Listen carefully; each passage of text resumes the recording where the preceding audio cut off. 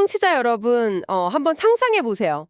어느 날 거실 전등 스위치가 갑자기 고장나서 집안의 배전반, 그러니까 흔히 말하는 두꺼비 집을 딱 열었는데 차단기 바로 옆에서 액체 냉각식 슈퍼컴퓨터가 막 윙윙거리면서 돌아가고 있는 겁니다. 그것도 전 세계의 지식을 학습하는 AI를 구동하면서요. 아, 네. 진짜 공상과학 영화의 한 장면 같죠? 맞아요. 공상과학 같죠. 근데 자, 이거부터 파헤쳐 볼까요?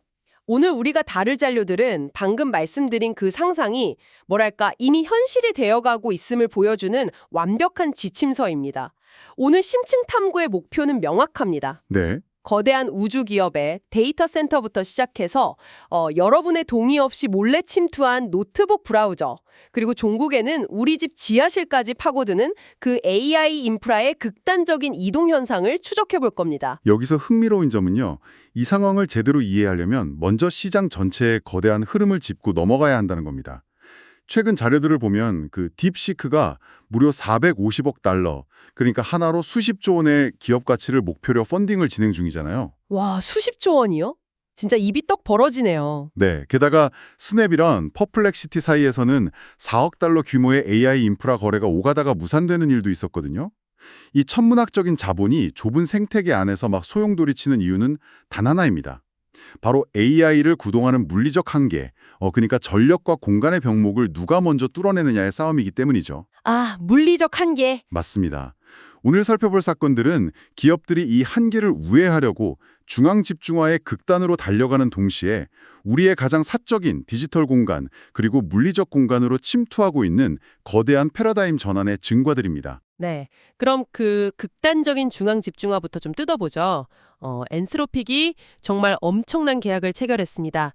기존의 아마존, 구글, 마이크로소프트 같은 클라우드 거인들하고 맺은 대규모 인프라 계약도 모자라서 그 일론 머스크의 스페이스X가 구축한 콜로서스 1 데이터 센터에 있는 22만 개 이상의 엔비디아 GPU를 네, 22만 개요. 그걸 싹쓸이해서 임대했습니다. 한 달 내에 무려 300메가와트의 컴퓨팅 용량을 추가로 확보했다는 건데 잠깐만요. 300메가와트면 웬만한 중소규모 도시 전체가 쓰는 전력량 아닌가요? 그렇죠. 엄청난 규모죠. 근데 여기서 중요한 건 단순한 전력량을 넘어서 그 자원이 곧바로 사용자 서비스에 어떻게 적용되는지를 봐야 합니다. 이 막대한 컴퓨팅 파워가 투입되자마자 일어난 변화가 있거든요. 오, 어떤 변화죠? 즉각적인 효과가 있었나요? 네, 엔스로픽의 유료 플랜 사용자를 위한 클로우드 코드 이용 한도가 단숨에 2배로 늘어났습니다. 아, 2배나 껑충 뛰었군요. 맞습니다. 개발자들이 AI한테 복잡한 연산이나 코딩을 요구할 수 있는 횟수, 그러니까 오퍼스 API 한도 역시 아주 급격하게 상승했고요. 잠깐. 여기서 이해가 안 가는 게 하나 있습니다. 사용자 입장에서 API 한도가 늘어나고 더 많은 질문을 할 수 있게 된 건 당연히 좋은데 단순히 챗봇이 대답 몇 번 더 하게 해주려고 그 도시 하나 규모의 전력하고 22만 개의 최첨단 GPU를 한 곳에 쓸어 담는다는 게 수지타산이 맞나요? 좋은 질문입니다. 그게 챗봇 대답용이 아니라는 게 핵심이죠. 아니 이렇게 단기간에 막대한 컴퓨팅 파워를 끌어모아서 도대체 내부적으로 무슨 작업을 돌리려는 겁니까? 바로 그 지점이 엔스로픽의 진짜 노림수입니다. 최근 이들이 미리 선보인 드리밍, 그러니까 꿈꾸기 기능의 메커니즘을 들여다보면 명확한 해답이 나옵니다. 드리밍이요? 꿈을 꾼다고요? 네, 우리가 흔히 아는 AI는 질문을 던지면 텍스트를 출력하고 대화가 끝나면 딱 작동을 멈추는 수동적인 상태잖아요. 그렇죠. 제가 차를 닫으면 끝나는 거죠. 하지만 이 드리밍 기능이 적용된 에이전트는 사용자가 앱을 닫고 떠난 뒤에도 백그라운드에서 계속 연산을 수행합니다. 아, 계속 돌아간다는 거군요. 맞아요. 이전 대화 기록을 되돌아보고 자신이 코딩이나 논리 전개에서 반복적으로 저지르는 실수를 스스로 포착해서 수정하기도 하고요. 다음 세션을 위해서 메모리를 아예 재구성하는 겁니다. 아, 어떤 느낌인지 확 감이 오네요. 약간 뭐랄까 식당 주방이 비유하자면 예전 AI는 주문이 들어와야만 불을 켜고 요리를 시작하는 요리사였다면 네, 그렇죠. 이제는 식당 문을 닫은 심야 시간에도 퇴근을 안 하고 내일 쓸 재료를 다듬고 오늘 망친 요리 레시피를 수정하고 냉장고를 막 다시 정리하는 거네요. 그런데 그 심야 교대조를 계속 돌리려면 주방의 불도 다 켜놔야 하고 오븐도 계속 빵빵하게 데워놔야 하잖아요. 아주 정확한 비유입니다. 인간의 뇌가 수면 중에 엄청난 에너지를 소모하면서 기억을 통합하잖아요. 그것처럼 AI가 스스로를 반성하고 재구성하는 과정에는 단순히 텍스트를 뱉어내는 것보다 수십 배, 수백 배 보이지 않는 백그라운드 연산이 필요합니다. 와, 그렇군요. 네, 이것을 더 큰 그림과 연결해 보면 단순한 도구를 넘어서 스스로 진화하는 자율적 AI 에이전트 시대로 넘어가기 위해 300메가와트라는 진짜 물리적 발전소 규모의 에너지를 쏟아붓고 있는 것이죠. 진짜 대단하네요. 거대한 데이터 센터 안에서 수십만 개의 GPU가 한밤중에도 끊임없이 과거의 대화를 복귀하면서 꿈을 꾸고 있다는 건데, 자, 그런데 여기서 생각의 방향을 살짝 좀 틀어보죠. 네, 좋습니다. 300메가와트의 전력하고 거대한 우주기지 수중의 데이터 센터를 유지하려면 기업 입장에서는 천문학적인 비용이 들잖아요. 그렇다면 만약 그 막대한 연산 비용과 저장 공간을 기업이 아니라 우리가 대신 부담하게 만들 수 있다면 어떨까요? 오, 흥미로운 접근이네요. 거시적인 인프라에서 가장 미시적인 개인의 기기로 시야가 싹 옮겨가는군요. 네, 저 멀리 텍사스에 있던 AI가 이제 여러분이 매일 사용하는 웹브라우저 안으로 몰래 스며들고 있습니다. 알렉산더 함프라는 보안 연구원이 최근에 구글 크롬의 업데이트를 분석하다가 아주 논란이 될 만한 사실을 발견했거든요. 네, 저도 그 소식 들었습니다. 파장이 꽤 컸죠. 네, 사용자의 동의나 안내도 없이 무려 4GB 용량의 파일이 노트북에 자동으로 다운로드되고 있었다는 겁니다.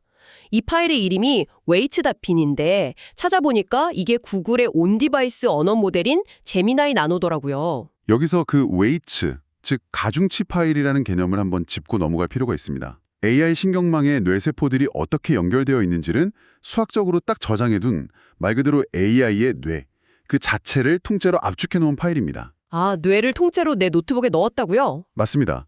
구글은 이 4GB짜리 뇌를 사용자의 로컬 기기에 심어두고 헬프미너레이트 같은 글쓰기 보조 기능이나 브라우저 내 사기 감지 시스템을 작동시키는 데 사용하려고 한 것이죠. 아니, 구글의 의도는 알겠는데 청취자 여러분의 입장에서 한번 생각해보죠. 내 노트북의 귀중한 저장 공간 4GB를 진짜 허락도 없이 가져갔다는 겁니다. 게다가 더 황당한 건요. 사용자가 이 4GB짜리 파일을 찾아서 휴지통에 넣고 지워버려도 네, 지워도 소용없죠. 네, 크롬이 다음날 끈질기게 다시 다운로드 해놓는다는 거예요. 이걸 완전히 막으려면 일반 설정 메뉴도 아니고 그 개발자들이나 들어가는 시스템 깊숙한 플래그 메뉴까지 찾아 들어가서 AI 기능을 강제로 꺼야만 합니다. 네, 접근성이 아주 떨어지게 숨겨놨죠. 저는 이게 약간 거실 한가운데에 집주인 허락도 없이 거대한 최신형 공기청정기를 딱 설치해놓고 이거 당신 폐 건강을 위한 최신 AI니까 불만 갖지 말고 그냥 쓰세요. 아, 이거 돌아가는 전기세랑 차지하는 공간은 당연히 당신이 부담하는 거고요. 이러는 거 아닙니까? 이것은 아주 중요한 질문을 제기합니다. 기업의 로드맵과 사용자의 디지털 통제권이 정면으로 부딪히는 지점을 아주 잘 짚어주셨어요.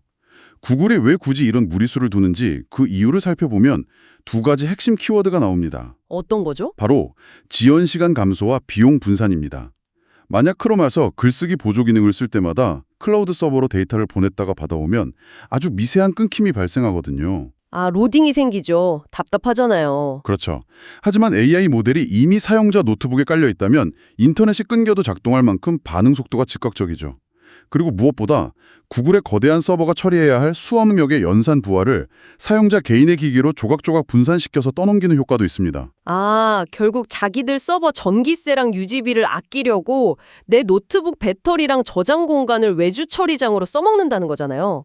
이건 확실히 법적으로도 문제가 될 것 같은데요? 네, 그렇기 때문에 현재 유럽연합, 즉 EU를 중심으로 거센 법적 논쟁이 예고되고 있습니다.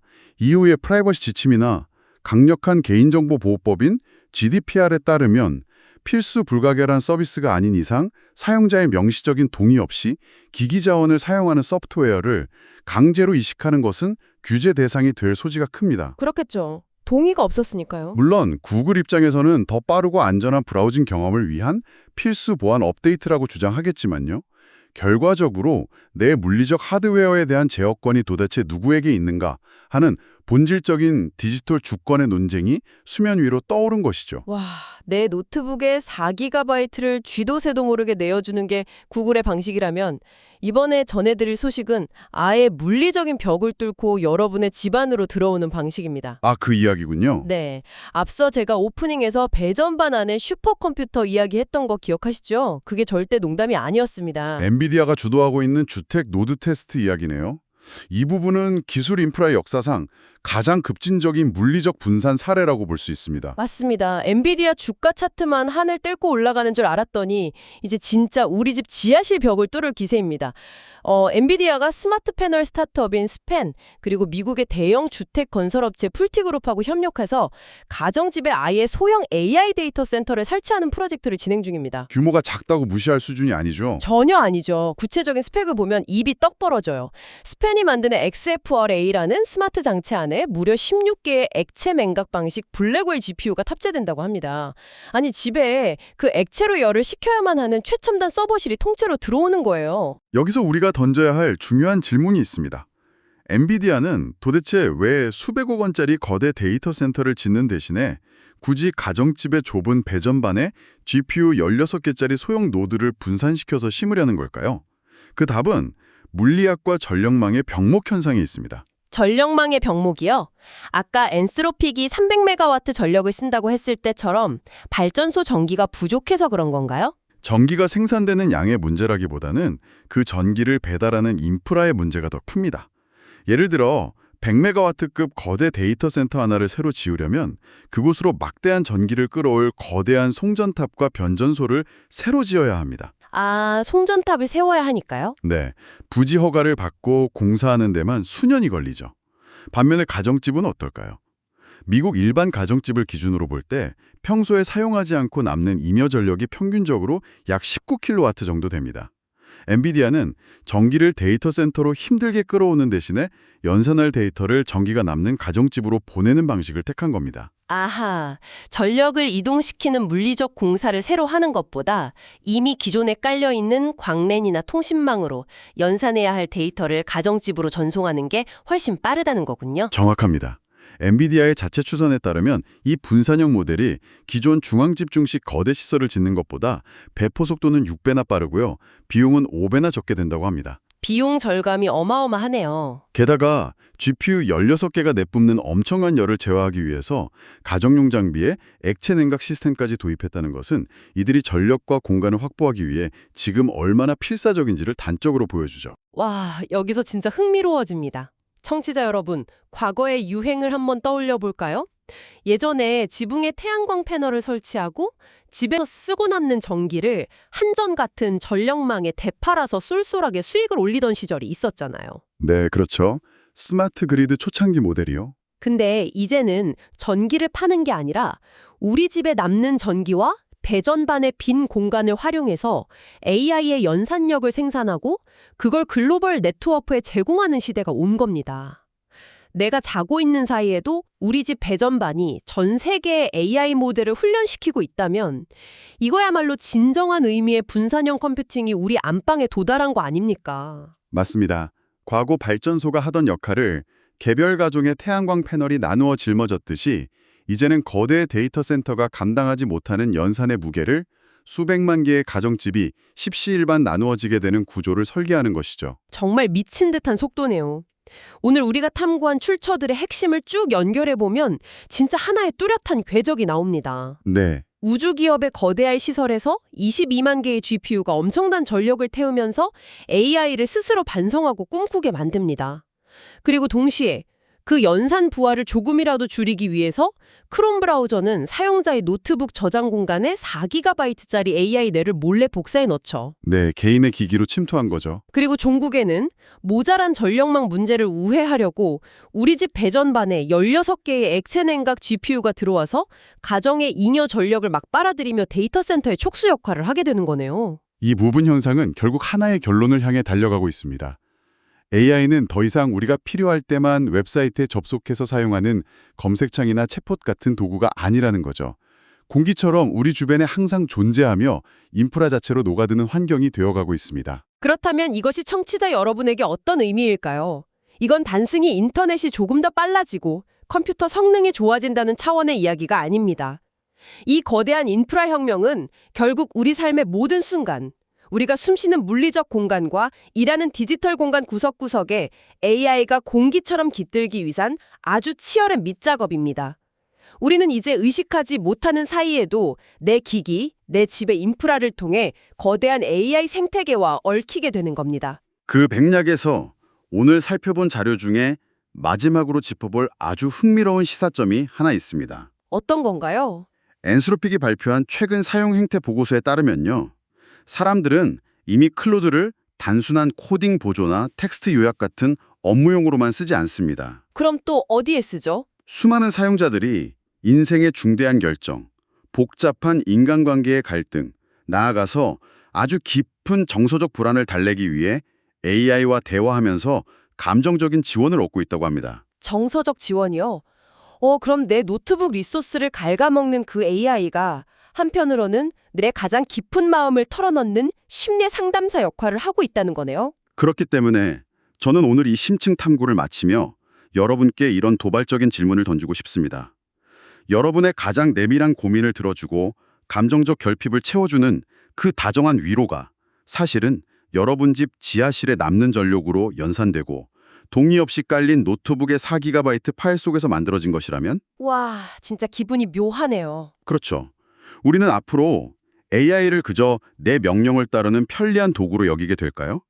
아니면 내 물리적 공간과 전기를 내어주고 심지어 내 마음까지 공유하는 무용의 동반자로 받아들이게 될까요? 와, 정말 머리를 한 대 세게 맞은 것 같네요. 내 집 전기로 돌아가는 내 마음의 동반자라니. 편리하고 따뜻할 것 같으면서도 한편으로는 내 가장 사적인 공간들이 도대체 어디까지 연결되어 버린 건지 좀 서늘해지는 기분입니다. 충분히 그럴 수 있죠. 네. 이 거대한 인프라의 침투 속에서 청취자 여러분은 여러분의 데이터, 공간, 그리고 감정의 영역을 과연 어디까지 내어줄 준비가 되셨습니까? 오늘 저희가 준비한 심층 탐구는 여기까지입니다. 여러분의 물리적 공간과 디지털 주권이 지금 진화하고 있는 것인지 아니면 잠식당하고 있는 것인지 각자의 노트북과 배전반을 한 번씩 돌아보면서 깊이 생각해 보시는 계기가 되었기를 바랍니다. 그럼 다음 시간에도 뇌를 확 깨워줄 흥미로운 자료들을 가득 안고 돌아오겠습니다. 끝까지 함께 파헤쳐 주셔서 감사합니다.